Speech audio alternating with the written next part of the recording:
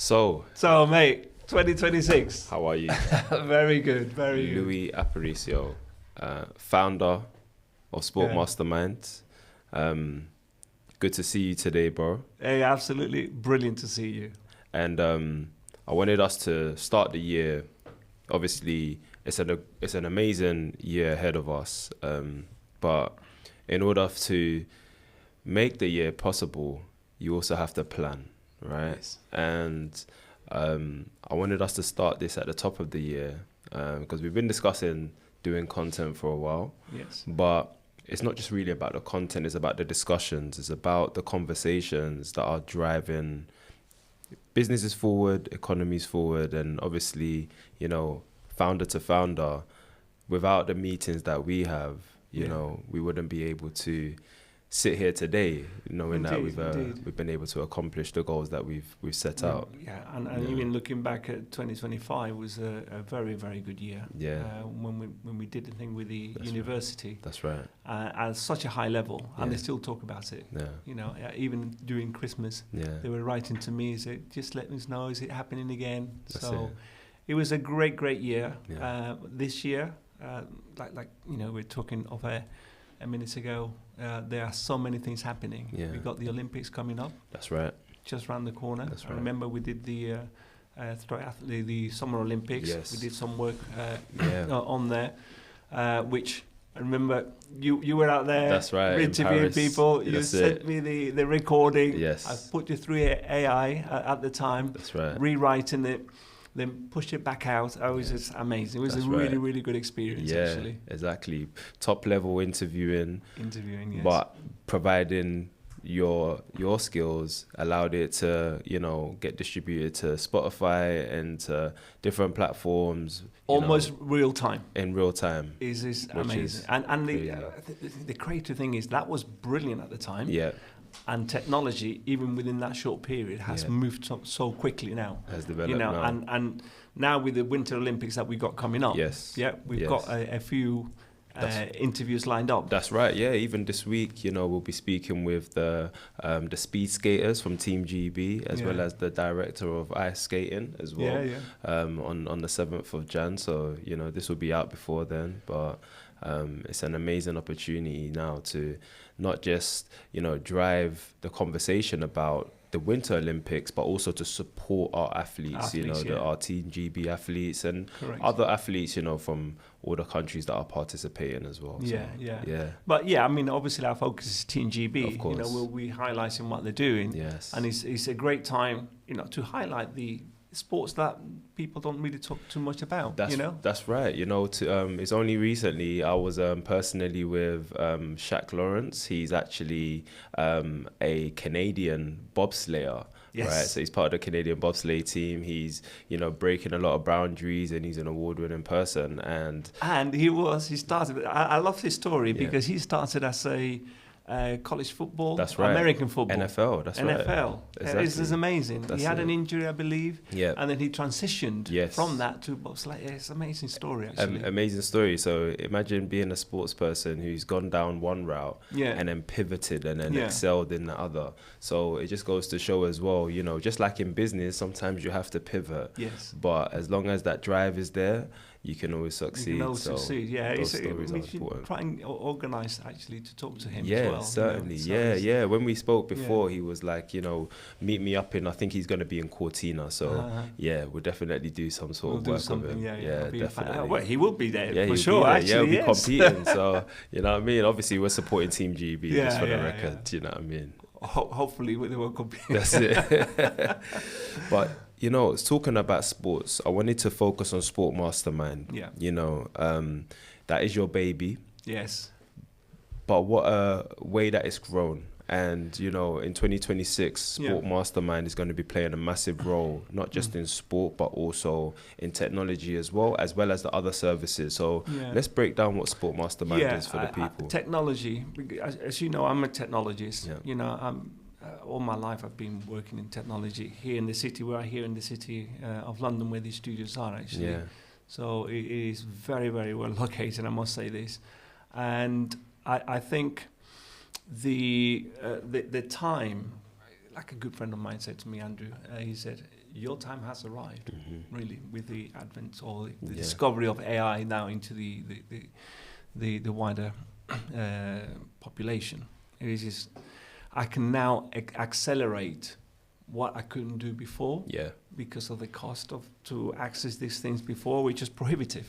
Just simply, and you needed a big team behind you. The barriers to entry were very high to do very so. High. You need a minimum £1 million, just right off the bat. Engineering, to do anything, all of this stuff, and it's made a lot. You need engineers, scientists, people that knew the technical side of it. But also you need to put that technical to the sector or as it's called, domain expert.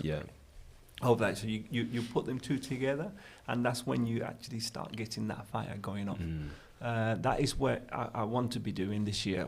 On the technology front, I've got a team of people. I'll be using some from the university as well, that they will do the data science part of it. Then we will talk to the sports personality or the PT, personal trainer, as to the processes that they have.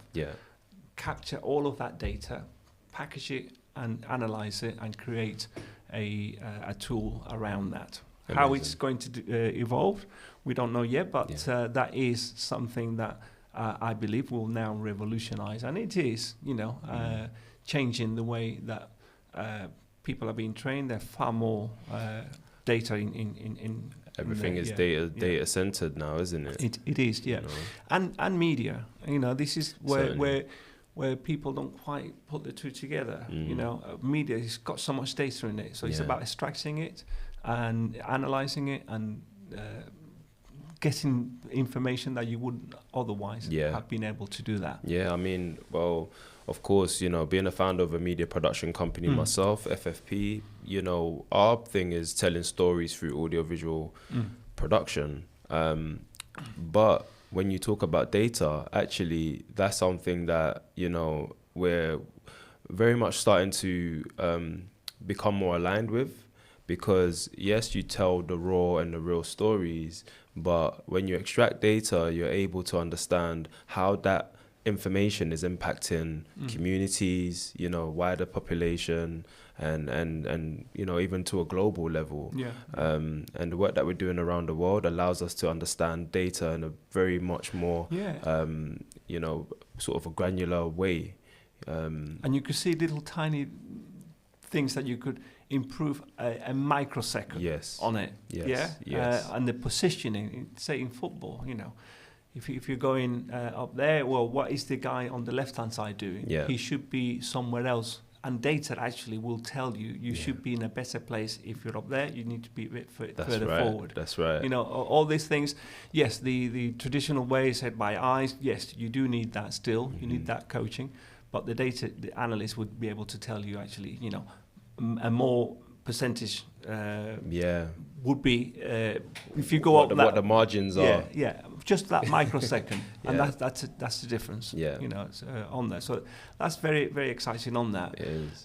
So that's one part of the projects. So we got the Winter Olympics coming up, but we got the boxing, and we have the World Cup with this year, which is going to be an incredible year for that. Tell me, what does Sport Mastermind want to achieve in regards to the World Cup, especially from a personal perspective as well? The business perspective, I'm sure, is about the amplification of, the sport and the personalities, and also, we'll probably get onto the aspect of you representing footballers as well.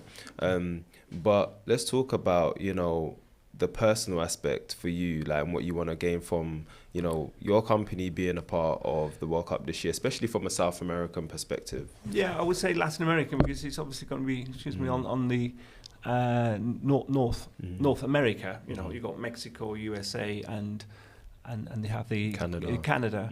But I think it's going to be a Latino flavor to it, because you got Miami. That's what a lot of the games are going to happen. And you just been to Miami. Just come back from Miami. That's it. It's been an amazing trip, man. Amazing trip. To the AJ. Well, we'll speak about that in a minute, actually. Yeah. And is such a hotbed for football there because of the South American influence in there. You know, the Spanish is spoken more. I met so many Cubans. I met people from all sorts of places. Yeah, like I need to learn some Spanish. Yeah, you do. I'll be honest. You got to Miami. Me hablo español un poquito. You man. do, Yeah, but I'm definitely looking forward to the World Cup. Do you think that the World Cup, especially this year, is what do you think is changing in regards to the World Cup? I mean, this is going to be very different to Qatar. I think Qatar was special because it was all within a square mile area, more or less. You know, not quite a square mile, but in a small area. So that was unique. You know, this is many cities, and it is a big continent. You know, it's a massive country, just the USA alone. Then you got Mexico and you got Canada. You know, so it's going to be dispersed out quite a bit. I would say Miami, from my point of view, would be great. Mexico is going to be out of this world because they are in every single World Cup. The Mexico team is one of the most supported team. They just travel en masses. You know, they travel from all over the world, and getting a ticket for Mexico is gold dust. So that's going to be special. Actually, I'm really looking forward to that one. The Miami games, I think they go up to the third place playoff or third, on there. In that city, but I think that's going to be that's right. That's right. Yeah, they'll be playing for the third. The bronze medal cup. So that's on that, and I think that would be. Plus, you got the beach. I mean, it's nice. I know. There, literally. It's better work and play at the same time.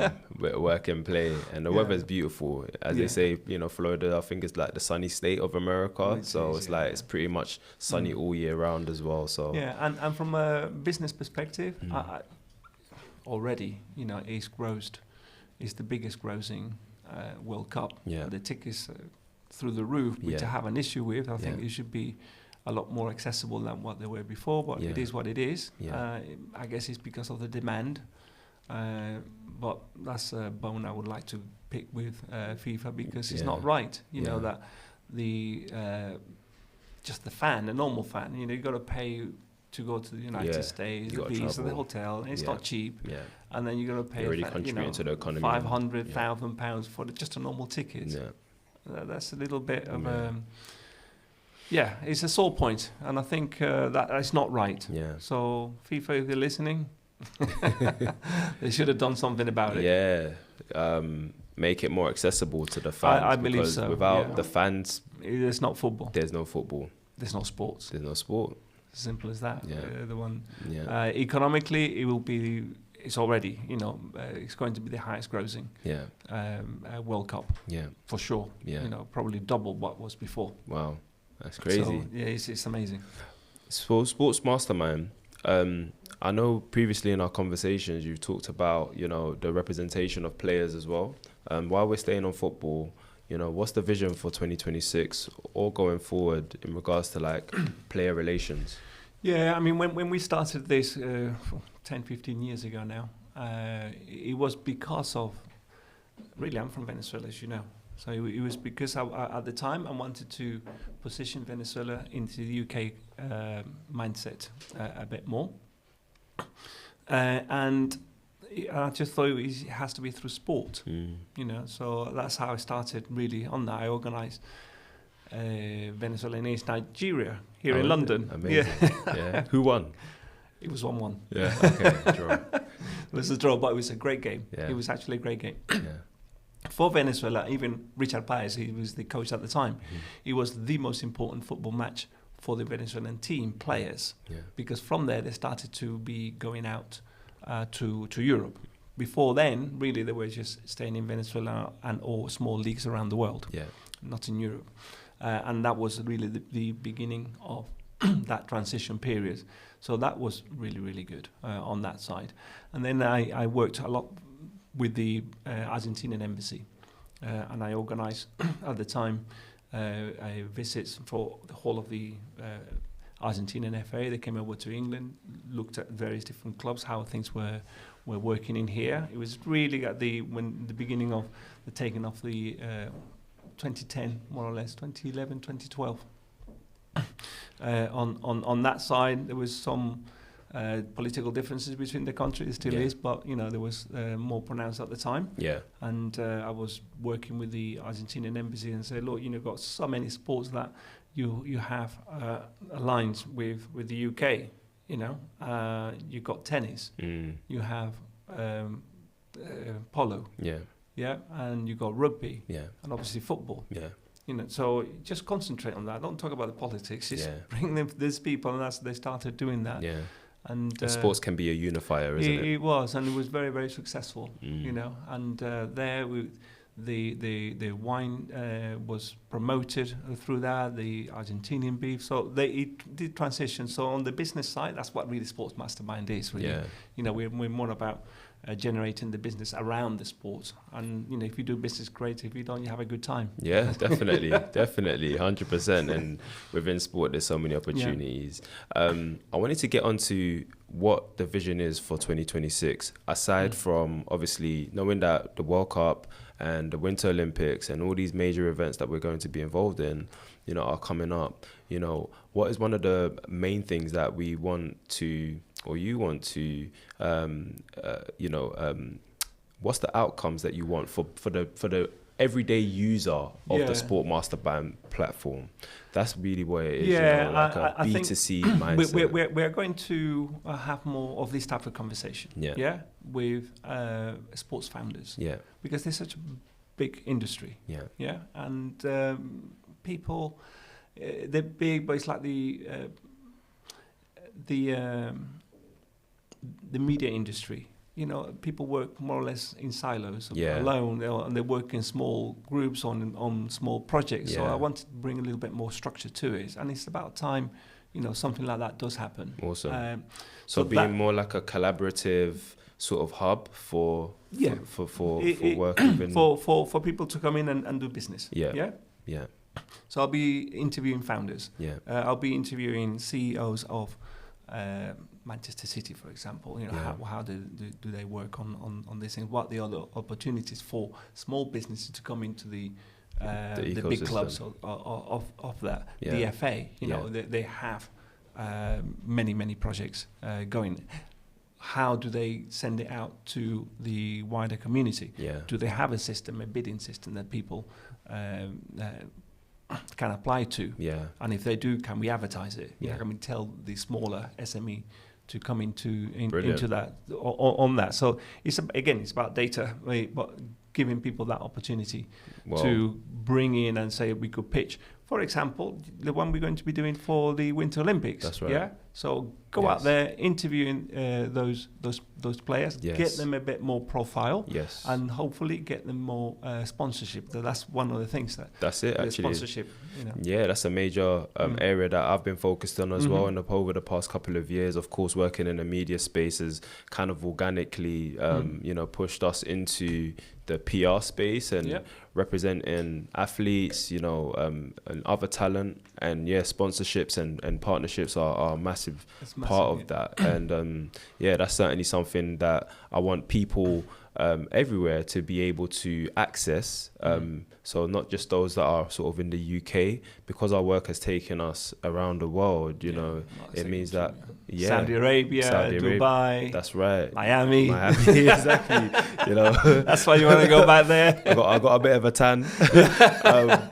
But it's great that we can actually be of service to people that are in the sport, and people that also for brands and businesses that want to connect with athletes and connect with talent. We're a massive conduit for that now. So that's something that we're building on, and we want to be able to add that value to businesses, but also to the athletes themselves as well, because that sponsorship, that partnership helps them to do the work that they're doing as well. So No, so that's definitely one of the areas. So when say what do you want to achieve for that, we got 2 or 3 already in the pipeline that we want to work with.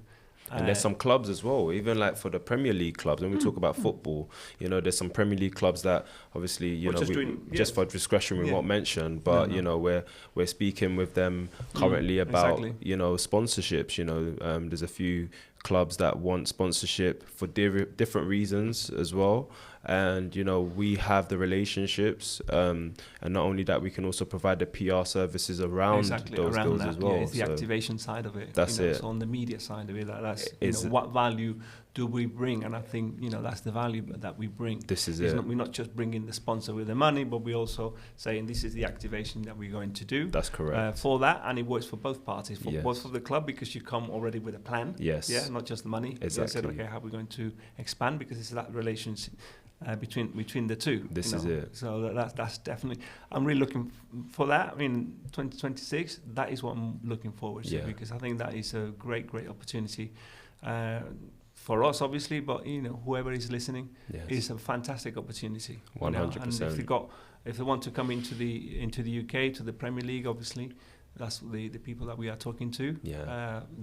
This year, of all year, it will be, for next season. I'm just trying to get my head around the actual year. I know, innit, 2026, even though it's 2025 season into 2026. And, you know, just for a quick mention as well, even in other sports that have now, opportunities that have now come up in other sports, you know, we've recently partnered with Vanguard Media as well, and, you know, looking at sponsorships in MotoGP as well. So helping riders on the motorbike, I guess, championships and tournaments, you know, to also get sponsorships as well. It's massive as well for any brands, any organizations, companies that want visibility. You know, you have races that are mass attended, you know, sometimes in the region of 60, 70,000 people, as well as broadcasters being able to. Everybody focuses on the big thing, you know, Manchester United, the Arsenal, the Chelseas, and so on, the Premier League. And you think, that is a sport. There's more on there. You know, the Winter Olympics, the ice in there. Exactly. You know? And you get now micro-influencers. They could be that micro-influencer. Will probably money better spent. That's right. On there, and you get a better return. That's right. Because they have a very loyal fan base. Correct. Very, very loyal. Yes. You know, far more than they would be on the Premier League side. Exactly. You know, definitely. And just the skaters. Yeah. You know, you got the skates. You got the going on these colder parts of the world, or a skate ring, or whatever it is. It's more money to be there, more products that you could attach yourself to there. 100%. So, you know, it's all that experience. 100%. You know, so we're grateful. We're happy to be able to operate in that space, and we want to encourage other people to also, you know, get in the space, but also to come in and add value. You know, that's really what we're about. And telling those stories is something that we're passionate about, whilst also, you know, creating and adding that value as well. So it's kind of got to creating. It's about creating content. That's as it. Well. Yes. I mean, I told you, you. I know. You're behind the camera. You gotta get in front of the camera. It's true. It's true. Know? Like it's changed. It's true. It's the duality of like starting a production company, wanting to tell stories, wanting to put, you know, people on screen and to get them into, you know, spaces. And then, you know, also having that realization that you are yourself are a storyteller, you're a talent. You know, I started as an artist, as a musician. Yes. You know, working in studios to then being on stage and then transitioning from stage to set. And it's like, and now it's like, it's that duality of, directing and executive producing productions, but also, you know, now also being a face and a voice, you know, for content. And it's a nice space to be in. I like the opportunity to create again sometimes as well. You know, sometimes take off the executive hat and just be the talent, if that makes sense. So I've seen that you're doing a bit more music. You're getting back into I'm your getting music. back into the music. I've been getting pressured, man. Literally, I've been getting pressured. I was in the studio in the summer with like some really like legendary artists, and after that I just I kind of just got the bug again. I was like, yo, I need to just make some music, man. Put some music out in the world. They say just don't die with your music still inside you. Exactly, so, don't please. You know, no. I mean? And this is coming from the heart now. A very precious friend of mine, Jorge Spideri, or George Spideri, he was an absolutely genius of a musician. You know, he came here to London back in the 1972. And he was spotted by people here, and he went and did an MBA at the Royal College of Music because they thought he was too good. He did literally went into the studio there. He started working with the people in there, and he said, "You're not going anywhere. We're keeping the talent here." Exactly, yeah. He did a master's in there. Sadly, he died with his music. You know, he created some fantastic music. Don't get me wrong, but that is very true. That just came to my mind then, as you said that, because we shouldn't. So you shouldn't do that. I won't do that with my projects, and this is why 2026 is already started with a bang. Yeah, you know, we've met our friend Vinny there. Yeah, that's it. Yeah, big up Vinny and the team behind the camera. Really appreciate you guys. That is fantastic. So in that. Me personally, I want to make a difference. I want to do something that we could be remembered for. You know, something positive for the community, give people an opportunity to grow, just like we did with the AI. That's right, boot camps. You know, that was I was very proud. Very proud of you. Very proud of what we did. Thank you for the opportunity. You know, bridging media and AI together in a transformative way, and seeing how those students really took to it, and is now transforming the way that they look now at media and AI, and the skills that they've now picked up off that boot camp. It's amazing. And they said that was the to hear and read and see what they said about it, it was transformative for me. I was really, really proud, thinking, wow, I didn't realize I could have that impact on them. And then I was thinking, I'm not that good. And they said, well, you're one of the best. This is it, because you're always driving yourself to be better. So that imposter syndrome can sometimes, you know, fill you up. You know, you're like, oh, I need to do better. I can be better.